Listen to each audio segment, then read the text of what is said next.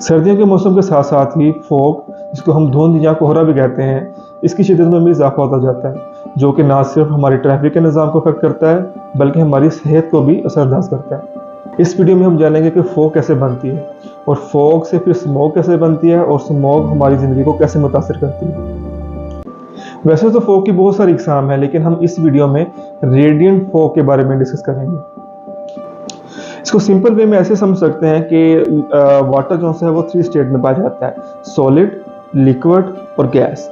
जैसे हम सॉलिड को हीट करते हैं तो वो लिक्विड बन जाता है और लिक्विड को जब हीट करते हैं तो वो वेपर्स बन जाते हैं, यानी कि बुखारात बन जाते हैं। जब सूरज निकलता है वो हमारी ज़मीन को हीटअप करता है, जिसकी वजह से वाटर जो लिक्विड स्टेट से वेपर स्टेट में चला जाता है, बुखारात की शक्ल में चला जाता है। और जब शाम ढल जाती है तब ये वेपर्स ऐसा ऐसा ठंडे होना शुरू हो जाते हैं और लिक्विड स्टेट की तरफ आना शुरू हो जाते हैं। और जैसे ही लिक्विड बनते हैं तो लिक्विड की प्रॉपर्टी होती है कि वो आपस में मिलकर कंडेंस हो जाते हैं।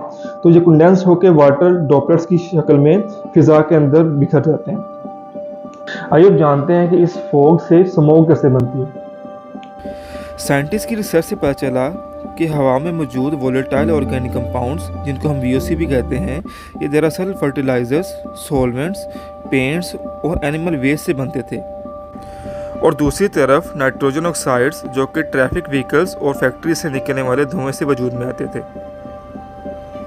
ये दोनों केमिकल्स सूरज की रोशनी के ज़ेर असर आते ही डिकम्पोज होना शुरू हो जाते थे और इससे सेकेंडरी पार्टिकल्स, ओजोन और पैंस बनते थे। ये चारों केमिकल्स मिलकर स्मोक बनाते हैं, जो कि इंसानी सेहत के ऊपर असरअंदाज होती है।